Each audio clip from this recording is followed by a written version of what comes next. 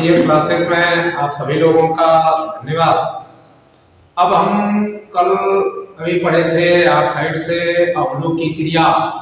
अब आगे यदि कहीं पर आपके क्वेश्चन में ये दिया है कि धातु कार्बोनेट के साथ तनु अम्ल की अभिक्रिया बताइए, तो अब आप देखेंगे कि धातु कार्बोनेट के साथ तनु अम्लों की अभिक्रिया किस प्रकार कराई जाती है। तो सबसे पहले हम ये देखें कि धातु कार्बोनेट क्या है। जैसे धातु कार्बोनेट में Na2CO3 ये धातु कार्बोनेट है, अर्थात आप कह सकते हैं कि ये सोडियम कार्बोनेट है, अर्थात इसे हम कह सकते हैं कि ये सोडियम कार्बोनेट यानी ये धातु कार्बोनेट हो गया। फिर इसी तरीके से यदि आप देखें कि ये कॉपर कार्बोनेट है, यानी इसको हम बोलते हैं कॉपर कार्बोनेट, कॉपर कार्बोनेट। फिर इसी तरीके से यदि आप कह सकते हो कि मैग्नीशियम कार्बोनेट, यानी इसको हम बोलते हैं मैग्नीशियम कार्बोनेट। यानी अब इन धातुओं कार्बोनेटों से, अर्थात यह जो धात्विक कार्बोनेट है, इनकी कार्बोनेटों से जब हम किसी तनु अम्ल की अभिक्रिया कराते हैं तो यह निम्न प्रकार की चीजें प्राप्त होती हैं, अर्थात विभिन्न प्रकार के प्रोडक्ट प्राप्त होते हैं। जैसे देखिए ये हम सोडियम कार्बोनेट लिए और यदि इसके साथ में हम हाइड्रोक्लोरिक अर्थात ये तनु लिया हमने, यानी डाइल्यूट जब हाइड्रोक्लोरिक अम्ल लेते हैं या मान लीजिए इससे हम लेते हैं कि इसमें हम डाइल्यूट यदि H2SO4 की क्रिया कराते हैं तब हमारा क्या बनता है। फिर इसी में यदि हम देखें कि हाइड्रोक्लोरिक या H2SO4 की क्रिया कराते हैं तब एक डाइल्यूट है, ये क्या है, डाइल्यूट है, H2SO4 की क्रिया कराते हैं तो यह क्या प्राप्त होता है, यानी प्रोडक्ट हमारा क्या बनता है।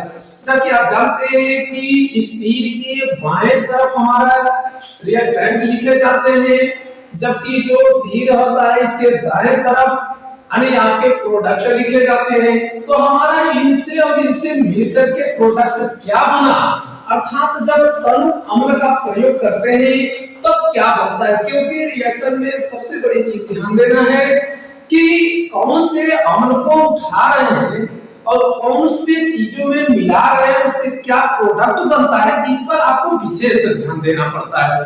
जैसे मान लीजिए आप सोडियम कार्बोनेट लिए और हाइड्रोक्लोरिक यानी तनु अम्ल से क्रिया कराते हैं, तो क्रिया कराने के बाद ये क्या होता है, देखिए यहाँ से NaCl से अभिक्रिया करता है, अर्थात ये बनता है आपका सोडियम क्लोराइड। अच्छा अब आइए सोडियम क्लोराइड जब बनता है अब देखिए क्या बन सकता है। जैसा कि आप जानते हैं कि यहाँ पे एक H है और इसमें से यदि एक ऑक्सीजन को ले लिया जाए तो ये देखें कि जब यहाँ पे H और एक ऑक्सीजन अर्थात हाइड्रोजन और ऑक्सीजन मिलकर के आपका पानी का निर्माण करते हैं। कैसे करते हैं पहले ये ध्यान दीजिए, यदि इसको हम बैलेंस पहले ही कर देते हैं तो हमारा पानी बनाने में आसानी होती है। कैसे होती है ये ध्यान दीजिएगा, ये सोडियम आपके दो अणु दिखाई दे रहे हैं, यहाँ पे एक दिखाई दे रहा है, तो इसको पहले आप बैलेंस कर लें। आगे यहाँ पे दो लगाए, ये सोडियम के बराबर हो गया। अब यहाँ पे देखिए Cl भी दो हो गया, अर्थात यहाँ Cl है, इसको यहाँ पे आप दो बना दिए, अर्थात ये दो बन गया। यहाँ पे H2 आपको दिखाई दे रहा है और यह H2 और इस कार्बोनेट के हिस्से में से एक ऑक्सीजन को उठा करके इस H2O के साथ डाल दीजिए तो ये बन जाता है हमारा H2O। अब बचा क्या है आपके पास, केवल CO2 बचा है। अब यहाँ पे आप कार्बन डाइऑक्साइड बना सकते हैं। तो इस तरीके से हम रिएक्शन दिखाते हैं कि धातु कार्बोनेट के साथ तनु अम्ल क्रिया करता है तो हमें कार्बन डाइऑक्साइड गैस मुक्त होती है। तत्पश्चात अब यहाँ पर देखेंगे कि यह कॉपर जो है ये सल्फेट के साथ क्रिया करता है, अर्थात कॉपर सल्फेट बनता है और प्लस क्या होता है, यहाँ पे H2 दिखाई दे रहा है आपको, तो यहाँ से पुनः एक ऑक्सीजन को इसके साथ क्रिया करा दीजिए, तो ये बन जाता है H2O प्लस। फिर देखिएगा यहाँ पर बचा कौन, CO2, क्योंकि एक ऑक्सीजन, यहाँ पे 3 अणु है ऑक्सीजन के, एक चला गया, बचा क्या है CO2, अर्थात यहाँ भी आपका कार्बन डाइऑक्साइड मुक्त होता है। पुनः यहाँ मैग्नीशियम कार्बोनेट में यदि H2SO4 की क्रिया कराते हैं तो पुनः देख सकते हैं यह मैग्नीशियम सल्फेट बनाता है, अर्थात MgSO4 बनाता है। और प्लस देखिए, ध्यान दीजिए, पुनः यह H2 है, फिर यहाँ से एक ऑक्सीजन को लेकर के इनके साथ मिलाइए तो ये बनता है H2O प्लस। फिर क्या बनता है, यहाँ बचा है आपका CO2 अर्थात कार्बन डाइऑक्साइड, अर्थात ये सभी गैस मुक्त होते हैं। सभी आप लवण, जल और कार्बन डाइऑक्साइड गैस प्रोडक्ट के रूप में बनाते हैं। तत्पश्चात अब इसी के साथ यदि कार्बोनेट के साथ ऐसे अम्लों के विभिन्न अब क्रियाओं को यदि हम करते हैं तो देखेंगे कि इसके साथ कार्बन डाइऑक्साइड और जल और लवण बनाते हैं।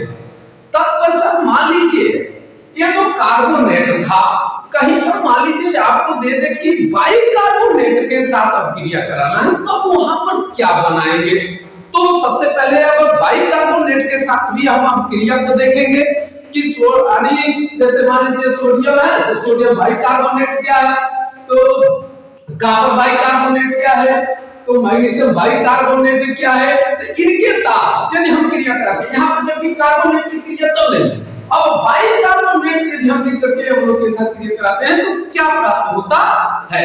अब आइए हम पहले देखेंगे बाइकार्बोनेटों के साथ अब क्रिया। यदि मान लीजिए अब आपको धातु हाइड्रोजन कार्बोनेट बोला जाए या धातु बाइकार्बोनेट बोला जाए, तो सबसे पहले ये देखें कि ऐसे कार्बोनेट को कैसे हम बनावे। तो सबसे पहले आपको ये ध्यान देना होगा कि यदि इसके कोई कार्बोनेट है, जैसे मान लीजिए आप पहले ये बनाना सीख जाएं कि धातु बाइकार्बोनेट कैसे बनेगा, तो धातु हाइड्रोजन का या बाइकार्बोनेट कैसे बनेगा, उसके साथ अम्ल की क्रिया करानी है तो कैसे हम कराएंगे। तो पहले आप धातु हाइड्रोजन या धातु बाइकार्बोनेट बनाने की विधि सीखे।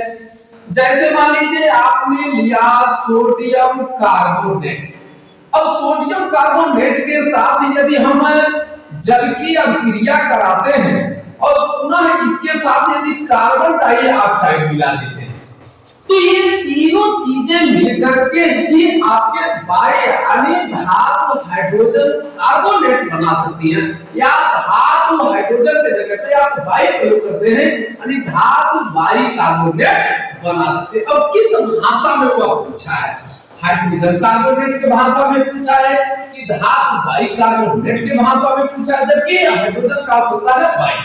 ये दिमाग में रखना है। तो कैसे आप बनाएंगे इसको दिमाग में रखिएगा।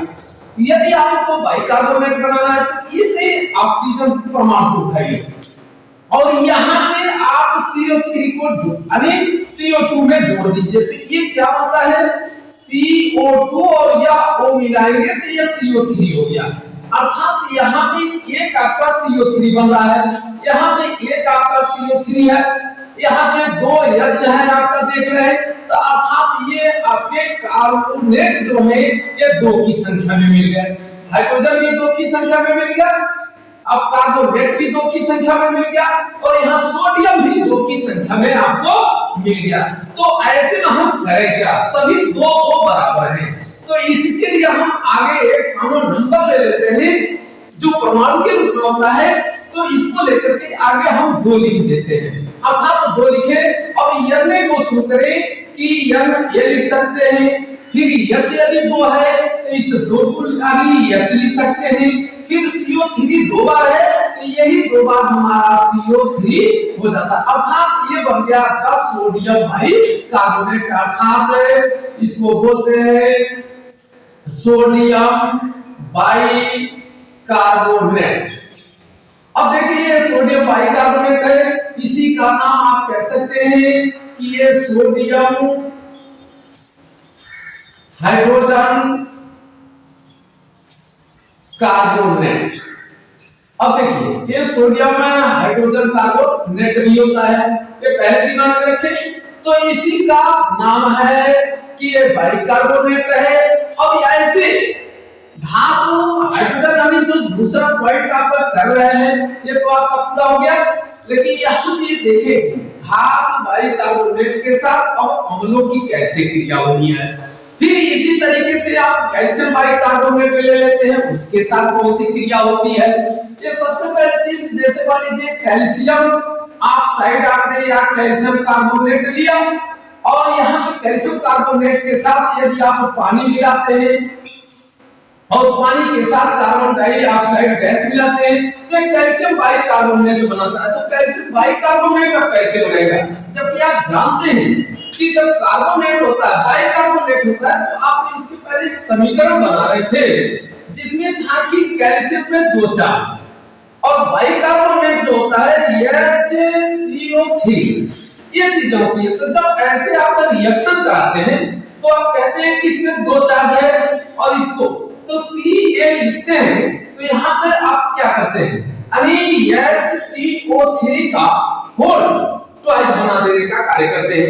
अर्थात अब देखिए यहाँ पे ध्यान दीजिएगा, यहाँ पे बाइकार्बोनेट कभी-कभी ये होता है कि हम बाइकार्बोनेट को पहले लिख करके इसको बाद में लिखते हैं, तो इसको ऐसे भी लिख सकते हैं आप CO3 का होल ट्वाइस Ca। अरे इसको ऐसे भी लिख सकते हैं, ऐसे भी लिख सकते हैं, ये नहीं है कि इसको गलत आप कोई काट सकता है, गलत नहीं काट सकते, सिर्फ आप लिखने की तरीका को थोड़ा सा सही ढंग से लिखें। तो यहाँ पे आपका बन जाता है कि कैल्शियम बाइकार्बोनेट, अर्थात आप देखें कि ये बाइकार्बोनेट हो गया। अब ऐसे में अम्ल की क्रिया करानी है, इसको बोलते हैं कैल्शियम बाइकार्बोनेट। अब ये दो मान लीजिए आपके बाइकार्बोनेट है और इस दोनों बाइकार्बोनेटों में अर्थात सोडियम बाइकार्बोनेट कैल्शियम बाइकार्बोनेट और इन दोनों में यदि हम अम्ल से क्रिया कराते हैं तो यह क्या बनाते हैं, इसको आगे हम देखें। हमने बाइकार्बोनेट का निर्माण किया, अब इसमें अम्ल की क्रिया करानी है, इसको यदि नोट करना होगा तो आप नोट कर सकते हैं।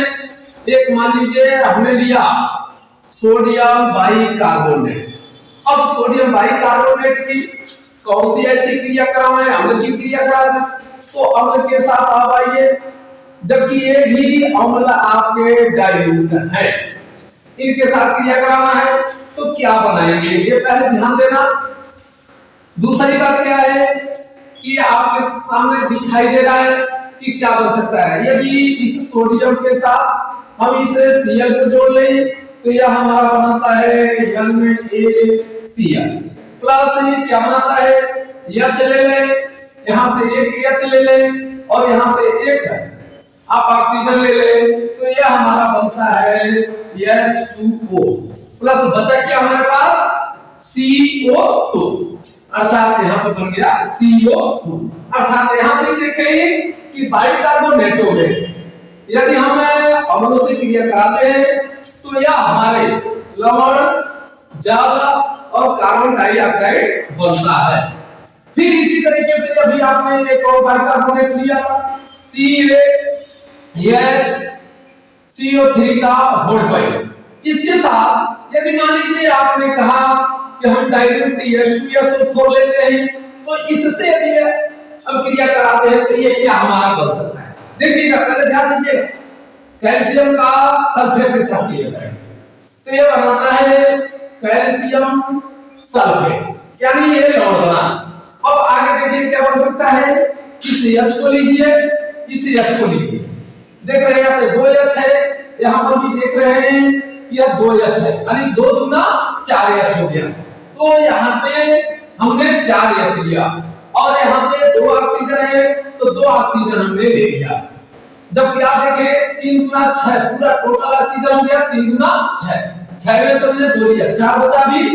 अब यहाँ देखिए 2 कार्बन बचे हैं और 4 ऑक्सीजन बचा है। तो यदि इसको हम बनाना चाहें तो 2CO2 अर्थात ये हमारा कार्बन भी बैलेंस हो गया, पानी भी बन गया और लवण भी प्राप्त हो जाता है। अर्थात इस तरीके से हम कार्बन डाइऑक्साइड गैस को यानी बाइकार्बोनेट की क्रिया के साथ हम लोग की बनाते हैं।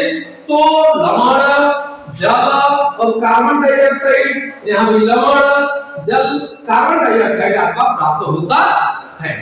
ठीक, अब इसी प्रकार से यदि आगे देखें कि कहीं पर मान लीजिए धातुओं के सल्फाइड हो, तो सल्फाइड के साथ में सल्फाइड ड और सल्फाइड ट दो शब्द होती है। तो जब ड आता है तो दिमाग में रखें सल्फर केवल होता है, जबकि जब सल्फाइड आता है तो सल्फाइड में SO3 होना चाहिए। तो आगे हम देखें कि सल्फाइड की क्रिया कैसे अम्लों के साथ होती है। तीसरा पॉइंट, अभी आपने देखा धातु कार्बोनेट के साथ अम्ल की क्रिया, धातु हाइड्रोजन अर्थात बाइकार्बोनेट के साथ क्रिया। अब देखेंगे कि धातु सल्फाइड के साथ अब क्रिया। चलिए एक आप करा करके देखिएगा धातु हाइड्रोजन की क्रिया की क्या बनता है। जैसे हमने लिखा धातु बाइकार्बोनेट, इसके साथ आप अम्ल की क्रिया करा करके देखिएगा क्या प्राप्त हो रहा है। इसको आपके लिए हम होमवर्क देते हैं कि सिंपल पोटेशियम बाइकार्बोनेट है, H2SO4 के साथ क्रिया करना है तो ये क्या बना रहा है। आप थोड़ा सा अपने तरफ से इसको रिएक्शन करने का कार्य करेंगे। अब हम धातु सल्फाइड के साथ यदि क्रिया कराएं तो क्या बनाएगा। तो सबसे पहले चीज चले धातु